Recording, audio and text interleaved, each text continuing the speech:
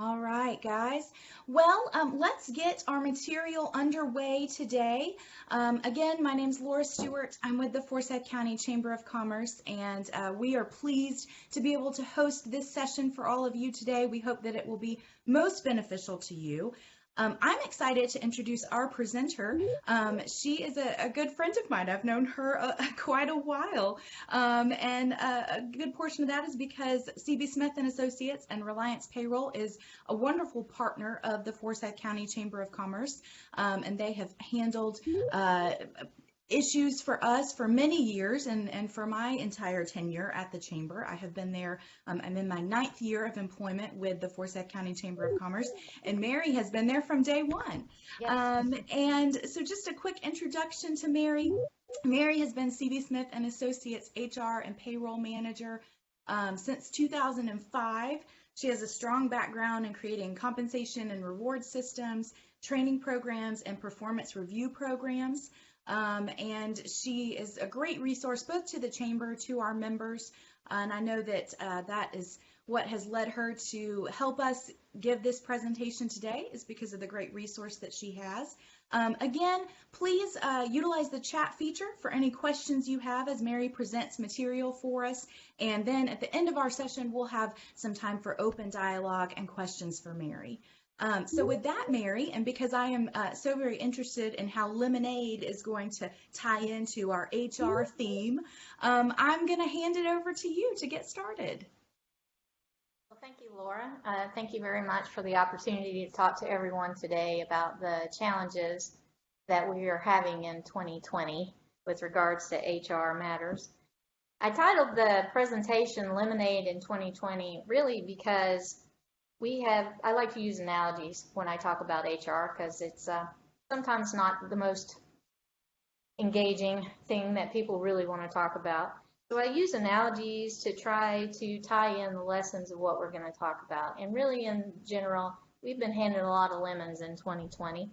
And those lemons have really impacted the way that our employees relate to our customers, our clients, and also how our businesses are able to achieve its goals this year.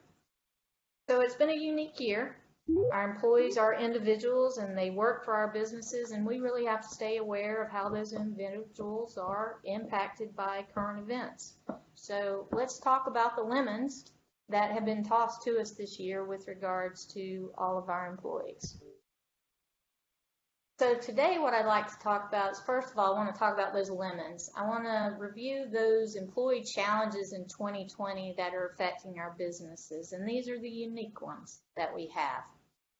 Then I want to move into talking about what I call the 3 C's, and basically those are practical ideas that I feel you can use in your business to help address some of these challenges that we have with regards to our employees. Last but certainly not least, I want to give you 2 resources that I think are very valuable for any business owner or manager of an organization to have with regards to human resources specifically. So let's talk about our employees. So you see working location.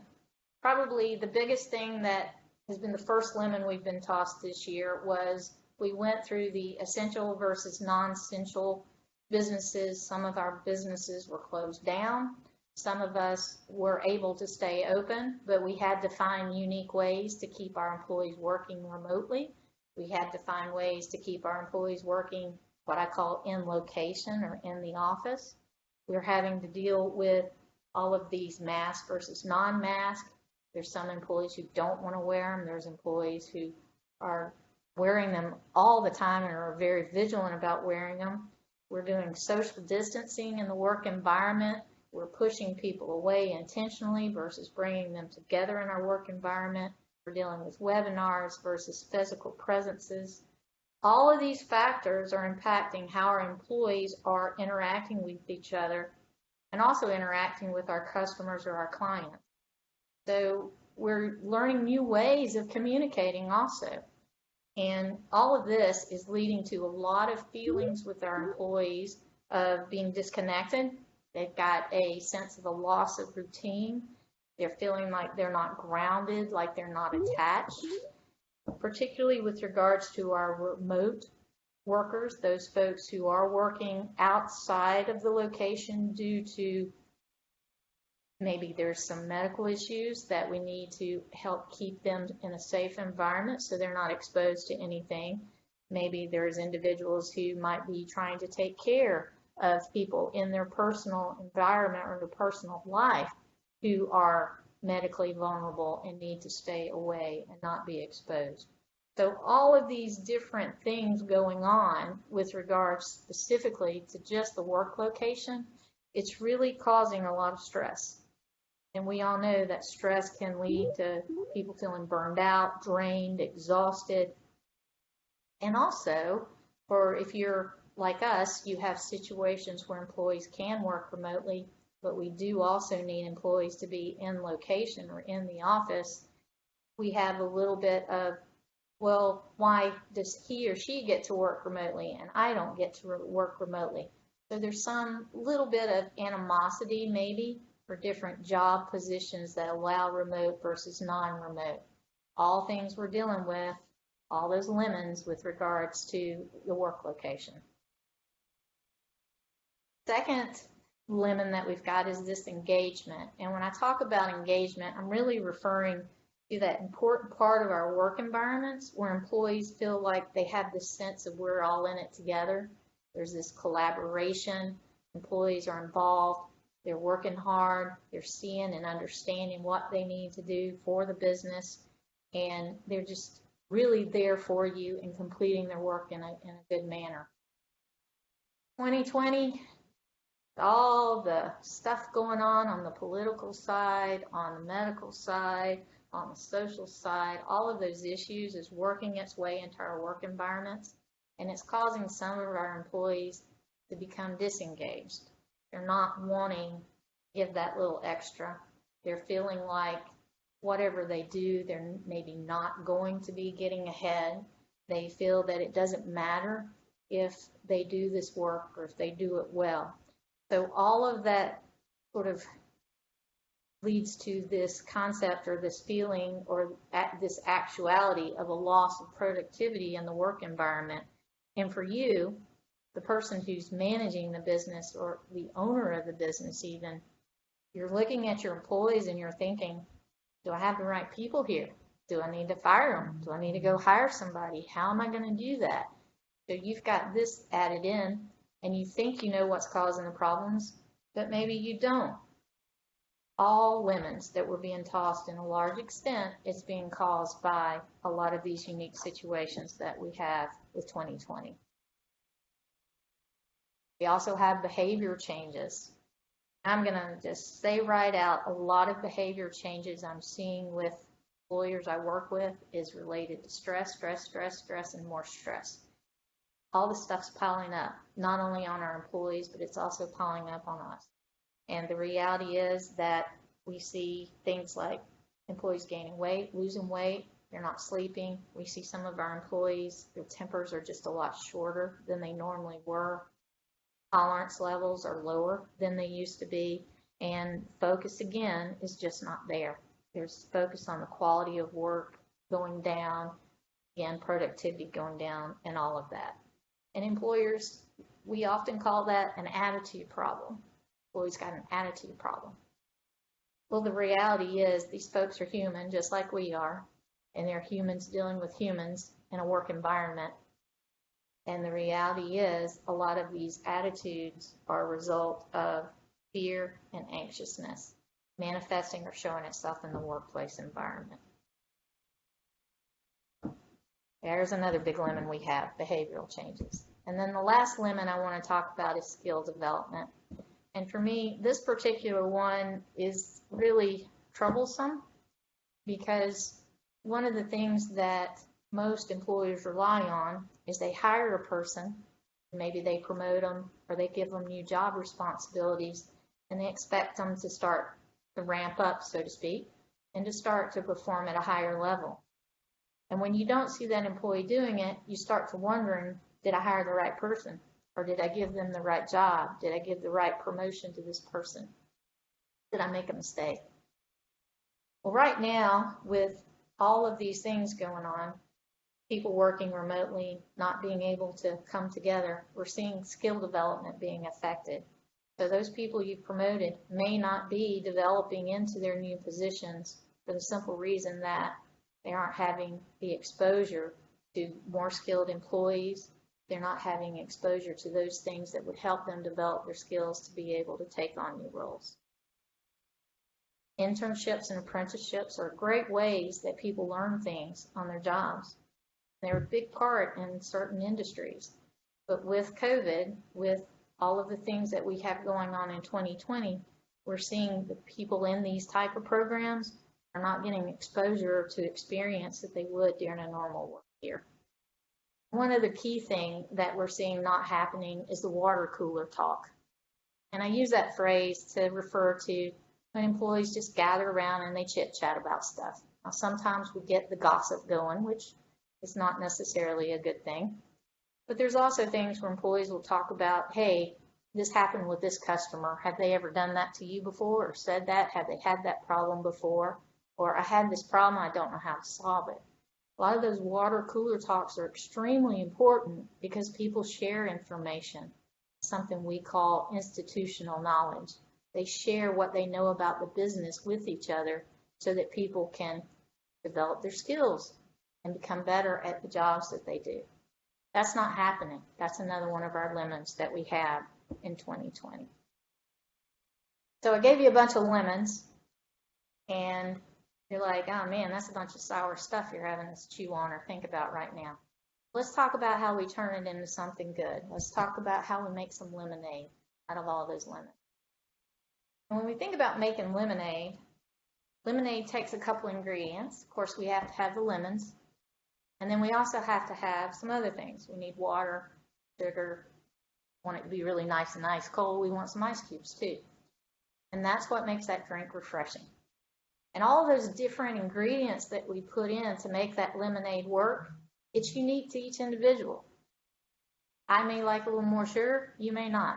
So as we talk about what I call the 3 C's, these ingredients to make your lemonade, I want you to think about your own environment, your own work area, your own business, and consider exactly what it is that, how much you want to do of this or how much you want to do of that, that fits your taste or fits the needs of your particular business. So the 3 C's, or the 3 ingredients for our lemonade, is culture, conversion.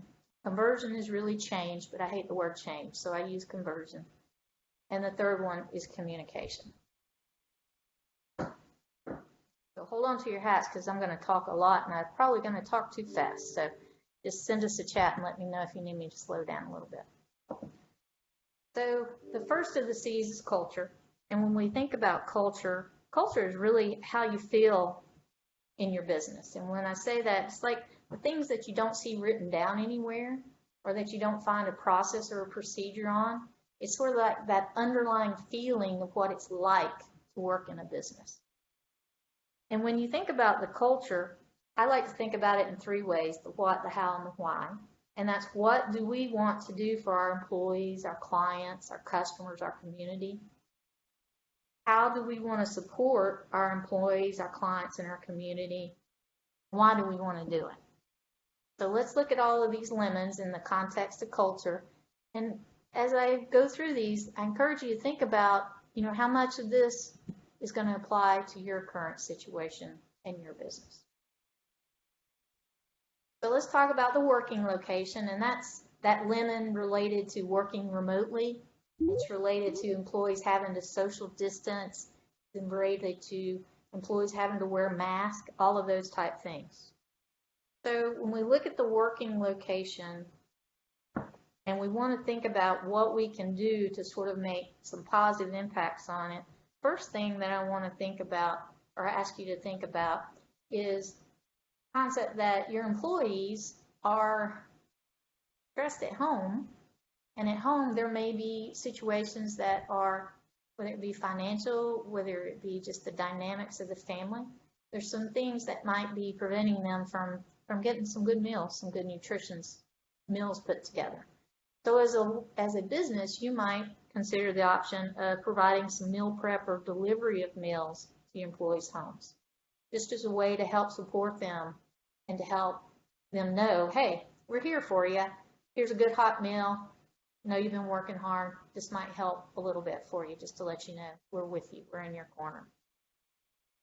Some businesses could also consider buying just restaurant gift cards, and in support of your local community, maybe gift cards from local restaurants that your employees could go to, have some delivery or Grubhub delivery.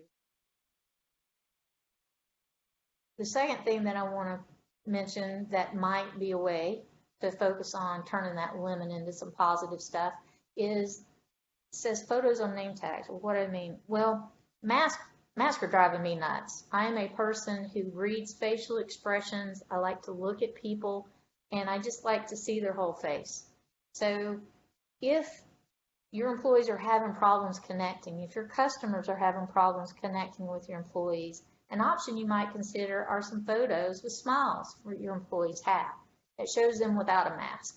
You can put it, if you're using protective shields at work, you could maybe put the photo on the protective shield. If you have name badges, maybe put them on the name badges. There's a lot of different alternative ways so that customer, fellow employee can see you when you're smiling. And the smile part's important because the smile conveys friendliness and openness. And that's part of the culture and part of keeping people engaged and working together. Another thing, if you have a remote worker, you may want to consider how you're going to bring them in to at least develop some of that grounding, meaning they're coming back in the office, they're feeling like they're still part of the organization, they're still part of the business, that they're still important just by physically coming in.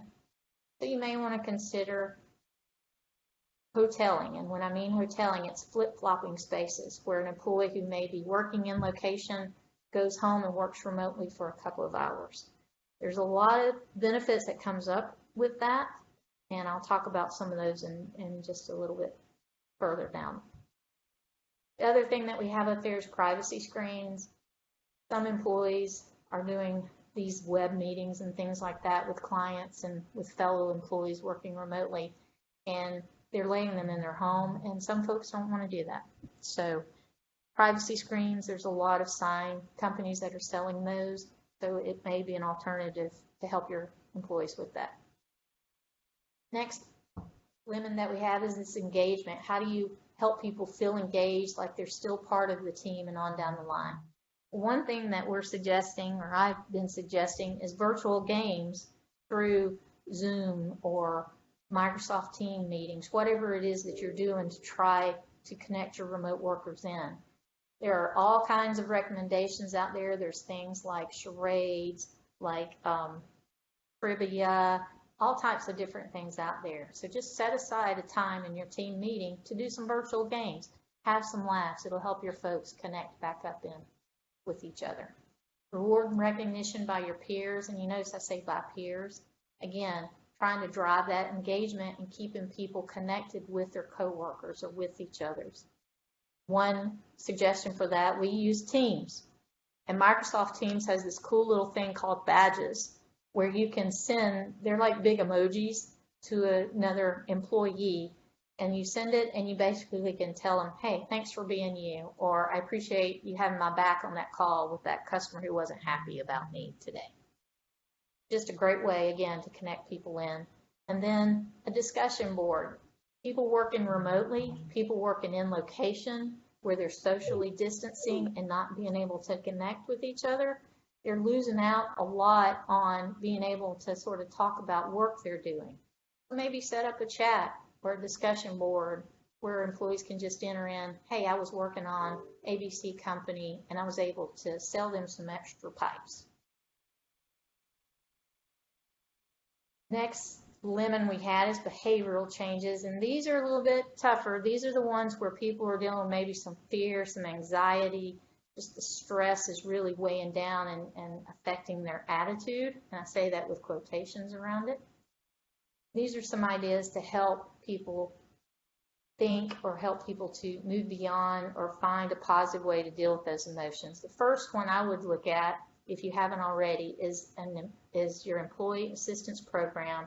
It's offered through almost all medical plans. they do that. It's out there. It's sitting there for employees to use.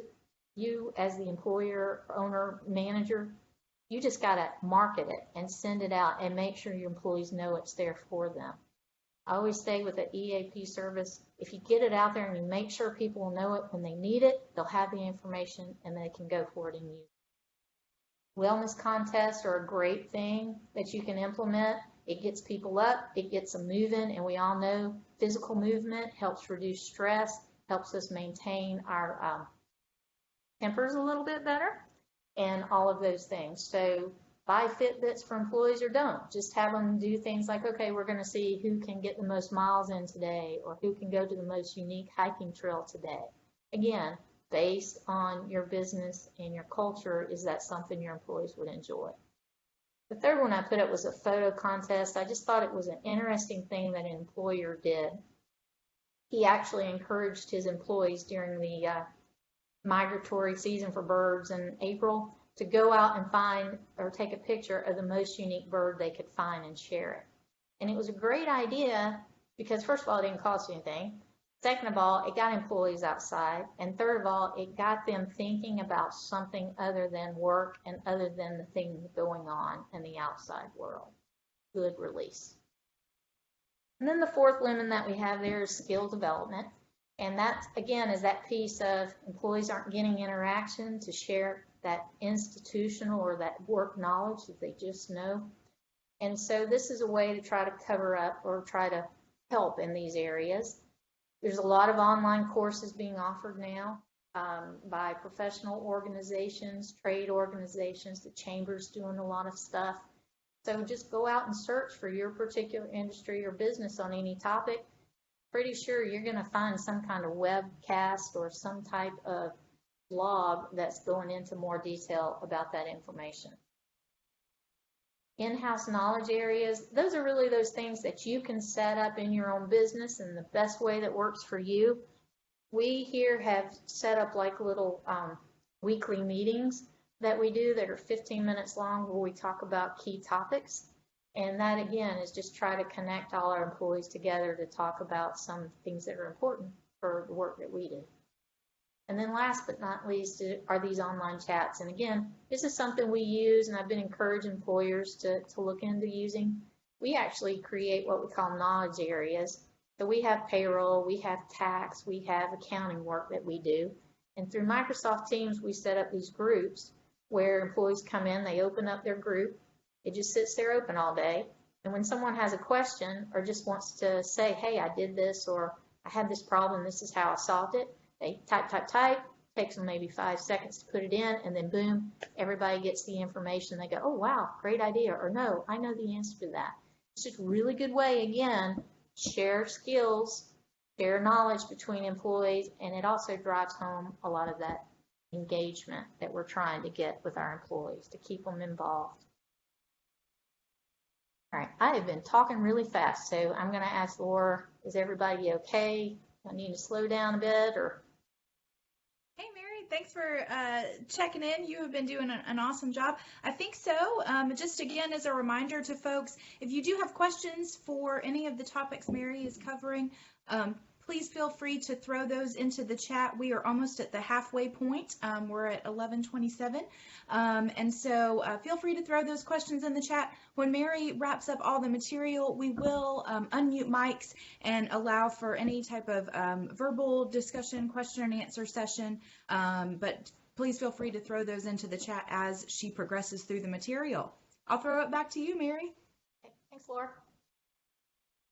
All right, so that's the culture. So that's one of those ingredients that helps take those lemonades and takes those lemons and turns it into that lemonade, the things that we like to have.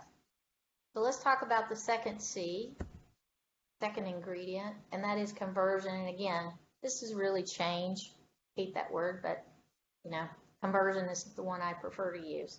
And this is really looking at and thinking, okay, we keep hearing in 2020 that this is going to end, everything's going to end, and then everything's going to go back to normal.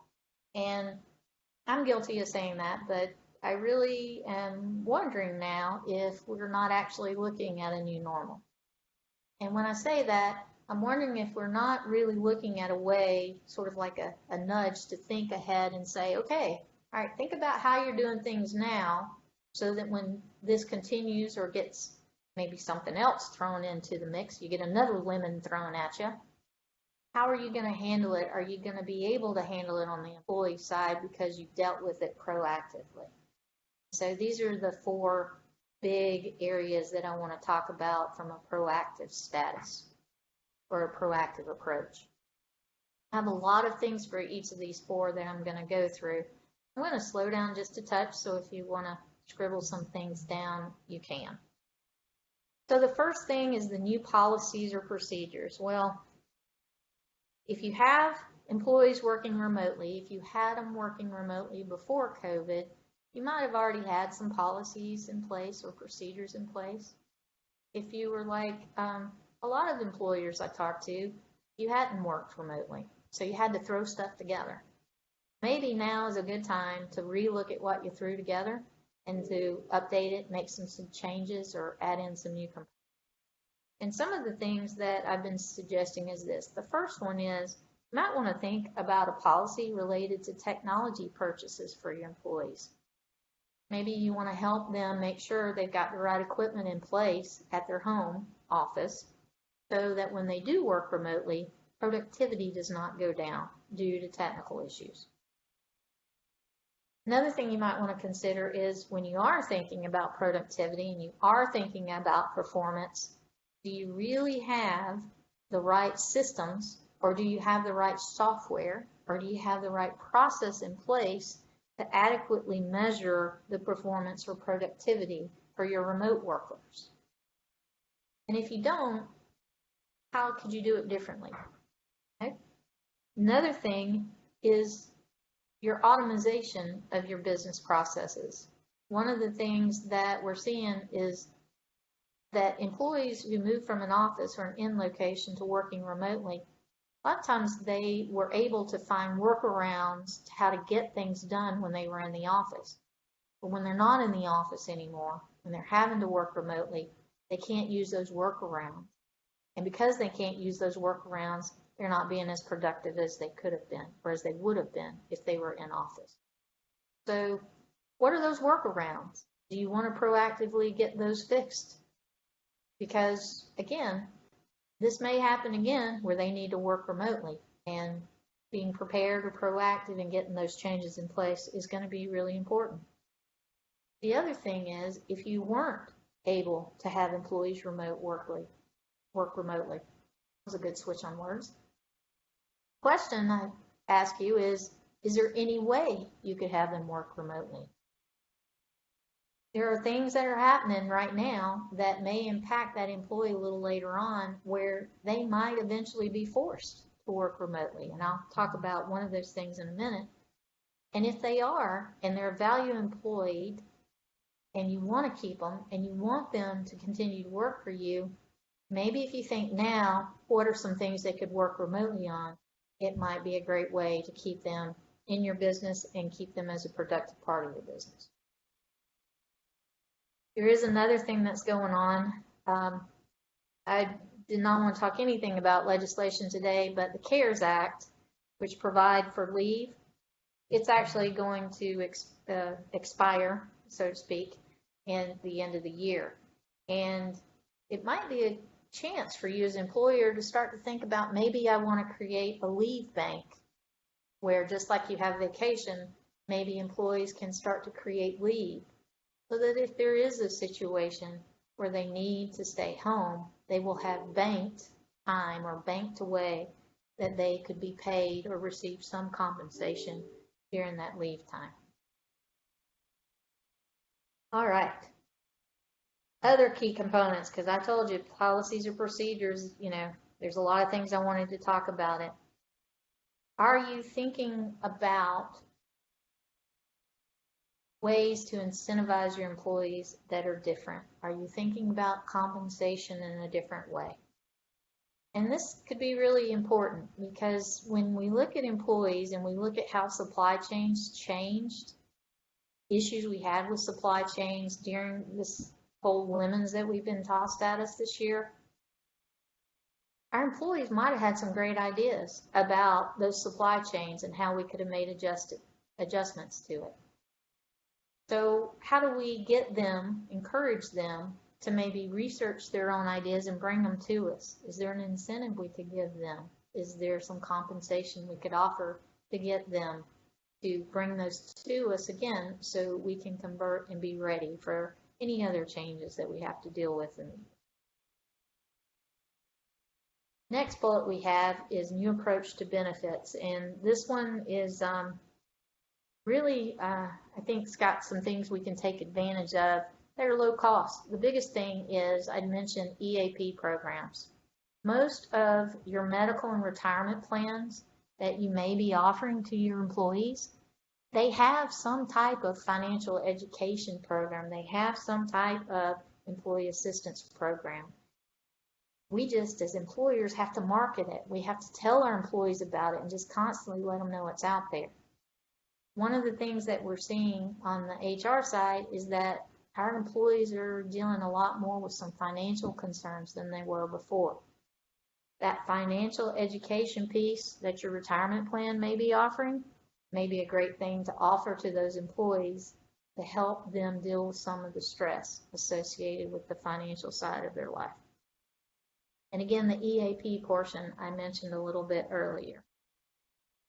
Another component is the adult care or elder care benefits. It may be something that you want to look into, particularly if you have employees who might be, during this time period, experiencing older members of their family who they're trying to find a way to take care of through all of this.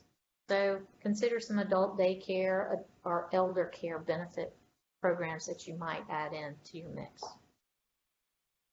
When I mention new tools right there, I'm really referring to all of those things related to systems and the support of your employees. So that's going to be things related to like your performance systems. Look at those and say, hey, is it set up where it's an annual review, or is it a bi-monthly? Is it a semi-annual? How are we reviewing our employees? And do we need to pick up the pace a little bit for them? Particularly where we're dealing with things like engagement problems, behavioral problems.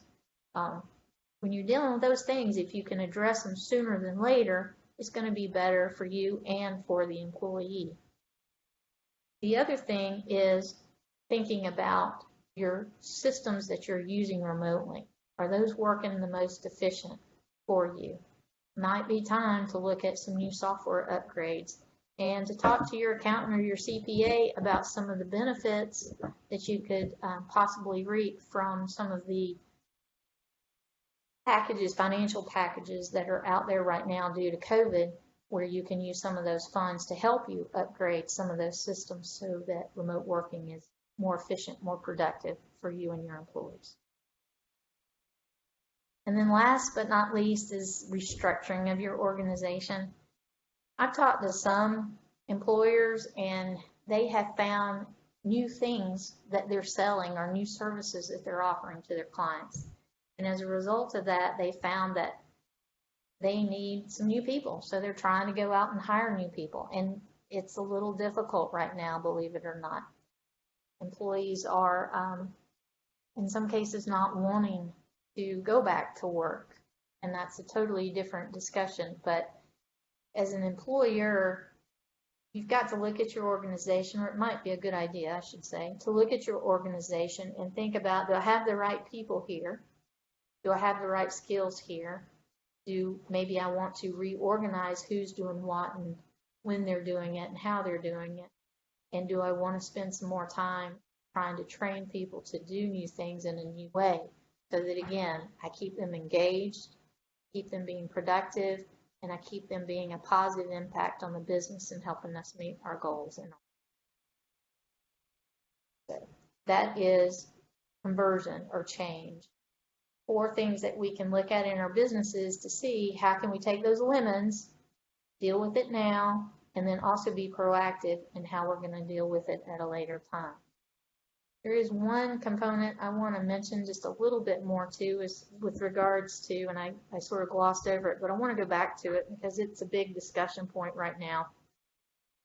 and that is with regards to the new approach to benefits. You may have employees who have students in school right now, and those students are being faced with the possibility of maybe being sent home as their schools are closed, or maybe doing virtual schooling or online learning at home. Your employee may be dealing with the stress of trying to find some new computers, trying to find or upgrade their internet access so that their students can work at home while they also work at home. A lot of stress around that for our employees. So as you try to be proactive again, think about, is there a benefit maybe you could offer your employees where you help them with maybe a short-term loan to buy this new technology for their students to use for online learning?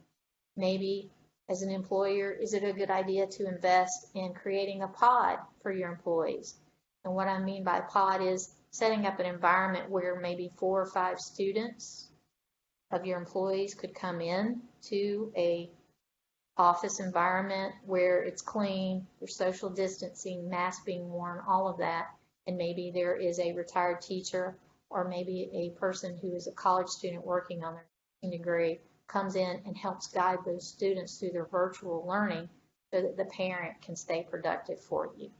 Just another benefit that, again, some employers are proactively looking at offering for their employees.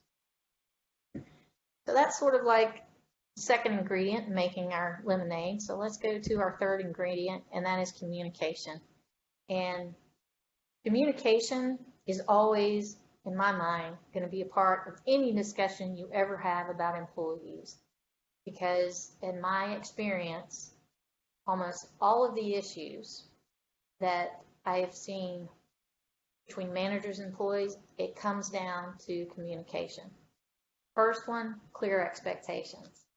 With all of those lemons that are getting tossed, there is, in all of those situations, the expectation that if you have clear expectations, that you set clear goals for your employees and you let them know exactly what you need done, that it will help deal with all of those issues or all of those lemons. The other thing is communication should be a priority. It should be the top of your list. It should be something you're thinking about every day. Did I communicate with my employees today? Did I engage with them today? You're doing that with your customers or your clients, so it should also be top priority with your employees. And use what your culture supports. Again, if you are a big text email organization and that's what all your employees, that's how they like to communicate, continue to use it. If you're not, then don't. Use emails, use phone calls, whatever works based on the culture of your environment. And please, again, prioritize it. Prioritize communication. And then the third thing is listen and act. Communication is a two-way street. You got to talk, and then you got to listen, and then you got to act on what you talked and you listened about. So when you talk to that employee and you're talking to them, let's say, because they're not acting like they're engaged, they're not completing their projects on time, they're not talking to a customer in a way that that customer feels they should be talked to. Well, you got to communicate. You got to tell them this is what's going on. And then you got to sit back and ask the question, so what's going on? You know, how can I help you be better at this? And then you got to sit back and listen. And then when they tell you, then you've got to think about how you're going to act on what they told you. So that's a lot. That's a lot that we went over in a very short amount of time. And I'm not sure if there's any questions that I could answer on any of the lemons that our employees have that are getting tossed at them, or if there's any questions I can answer about any of the ingredients that are used to turn those lemons into lemonade. Yeah, Mary, I will. Like we said, we certainly wanted to leave some time for you guys to engage with Mary and ask questions. I know some of you may have some specific questions. So I'm going to go ahead and unmute mics and videos. You can still control those yourself if you would like to, using the controls in the top center of your screen, but I will make it so that everyone can have a chance to ask Mary any questions. The chat feature is still available if you would prefer to put them into the chat. So maybe, Mary, as I unmute everyone, if you have just an additional resource you want to share with them, and then we'll see what questions are out there. Okay. So I promised I'd give you 2 resources that are very valuable with regards to your HR, your human resource needs. So as you move forward in 2020, I would recommend going out to SHRM, which is the Society of Human Resource Management, and also to HR Daily Advisor. Those are 2 great resources that cover everything and anything related to human resources. You can get on email lists for them about different topics, and they will send you stuff until you decide to un-email yourself from them, so to speak. So great resources to go forward and to use. I had also mentioned that at the beginning when we were talking about the practical approaches on how to address some of these key lemons. And I talked through the work location, engagement, behavioral changes, and skill development. Talked about things like games that you maybe could play before a team meeting or during a team meeting. If you go out and you do a search in your web about team games or virtual games in Zoom, you are going to get a plethora, a whole bunch of stuff that's going to pop up for you to look at. And again, based on your culture, go through and see what may be a fun game that would fit with your employees and the type of work that you do that would encourage them to be talking with each other and have a little fun and a few laughs along the way.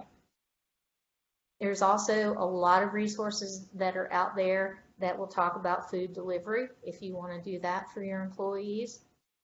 There's local services in the Forsyth County area where you can maybe pay for the service where the employees actually go in and make the food and then bring it home with them.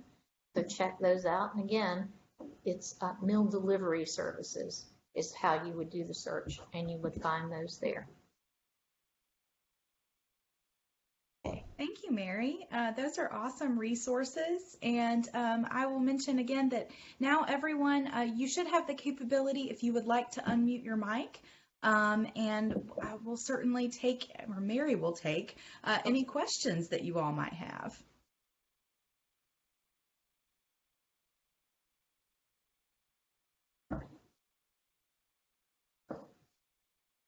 Mary, I might ask you, for the good of this group, to share a little preview, a little teaser perhaps of actually the next session that you are going to do for us. I believe we have that one scheduled for September 2nd, and that one is a little more fluid of a topic because Mary is going to be focusing on issues related to the opening back of school.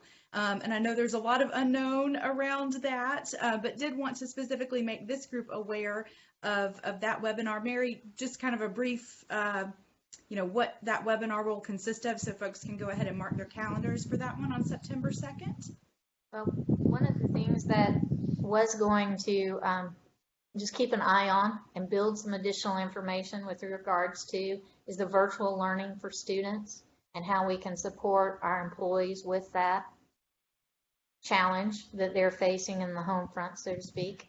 The other component is with the elder care issue, because we are seeing that's really becoming a bigger and bigger and bigger issue with our employees, where they're having to try to spend more time trying to take care of their parents' issues and on down the line. And the third part is the more of the fluid part. There are things that are going to be picking up pace in September, and I'm just keeping an eye on them and seeing how those are going to impact our employees. One example is, of course, on the political side. That's going to start to pick up pace in September. And employees who are already a little stressed and maybe tempers are a little more on edge than normal. Politics is a thing that really gets people more on stress and those type of things. So wanting to talk a little bit more about how you handle those political type issues that may pop up in your work environment, how to temper those down a little bit.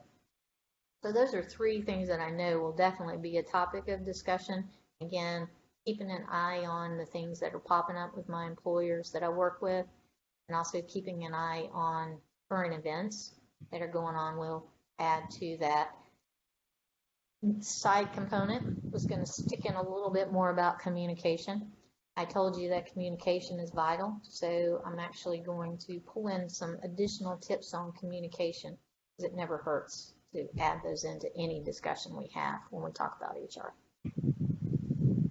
Agreed, Mary. Again, any questions for Mary?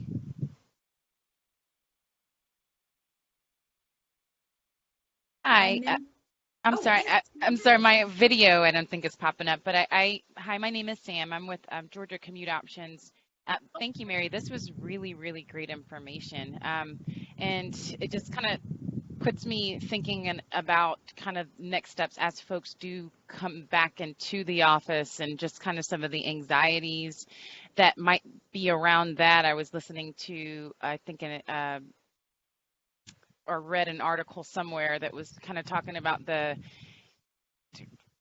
rotate or kind of entering back into the workforce and what that might look like as some companies and employers are starting to open their offices back up. What is some advice you might have? Because I mean, for the past few months, we've all been so primed to socially distance and wear masks and really prepare and be prepared for COVID. But I just know that a lot of that preparation created a lot of anxiety around being back in either school or even at going back into the office. Is there anything you could kind of, any advice you could give anyone who is returning back into the office and is going to have to deal with kind of what it might look like having employees who have been told to stay away from people for so long now entering back into work?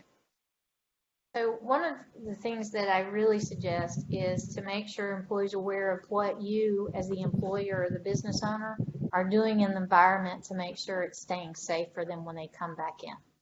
And so that would include making sure that employees are aware of the cleaning procedures that you're following in your office, that they're aware of location for disinfectant wipes or other disinfectant materials, expectations that you'll have for employees to ensure that they are disinfecting or taking care of common areas that everyone will be using. And then also your social distancing policy is pretty clear with your employees, and also the use of masks. Now, one thing that I'll speak for our office, one thing that we do in our particular office is we do a lot of hoteling, and we did that before COVID happened, where employees share an office and one will come in and work on certain days and another will come in days. If you are not currently hoteling with employees, you may consider offering that as an option to gradually get them back into the office. And what I mean by that is, let's say you say one person comes in on a Monday, Wednesday, another one on Thursday, and on down the line. Again, based on your culture, your people, the work you need to do, would depend on whether or not that would work. But we found the hoteling that we'd done before, it just helped our employees transition back into an office environment with less stress and with less fear, because they knew they weren't going to be really close together. Social distancing was going to be practiced, and it just really helped them out in that aspect. The other thing that I would suggest is that you make sure employees know temperatures. If you're running a temperature, you need to stay home. You need to communicate with your employer, your supervisor, I should say, to make sure they know what's going on with you. If you're getting tested, what's the results of the test, so that the employer can make sure that other employees will be aware of it. So it's what I call the office communication protocol if someone is not feeling well. And people get sick. It's not just COVID. Some people get the flu, some people get stomach viruses. Some people get ear infections. That happens. That's all part of life. But to help people feel comfortable that it's not employees out with COVID, how are you going to communicate? Come up with that plan before they actually walk in, so you can say, oh no, yeah, Jane's out sick, but everything's fine. There's no report that we need to make to employees with regards to COVID. Now, I do want to also make a point that, of course, I just said Jane, but we want to be aware of employees not sharing employee medical information unnecessarily and down the line. Did that give you some insights, or Yeah, that was very helpful. Thank you.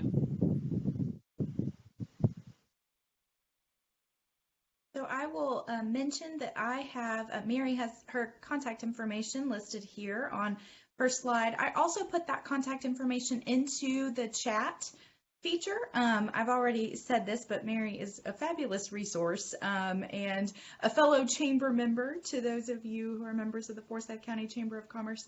And I'm sure she would welcome you reaching out to her for any other information and additional questions. Her contact information is in the chat, so you can copy that chat bubble. You can also download the chat by clicking on the 3 dots in the bottom right-hand corner of that chat panel. So just wanted folks to know that. We still have a few more minutes if anyone has any questions for Mary.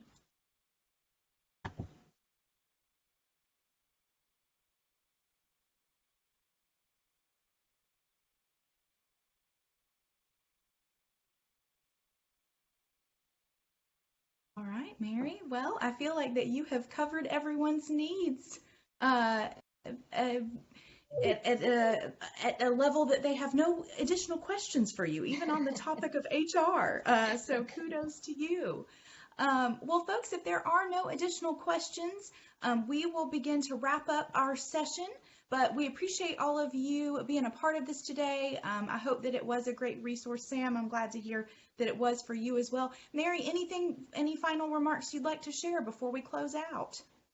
The only thing I'd like to say is, and I say this to everyone I speak with employers, is, you know what, take a breath and just relax.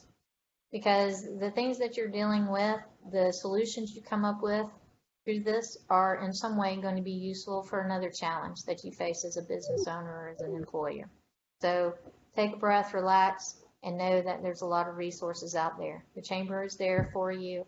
And then, of course, with specific HR requests, you can reach out to me at any time, too, and I'll help out. Thank you for your time. Thank you again, Mary, and thank you, everyone. I'm going to end our recording, and we hope that you will continue to watch your chamber communications for additional webinars, whether it is covering HR or other topics. Pass those along to your counterparts in your office that may need additional resources, whether it be marketing or financial advice.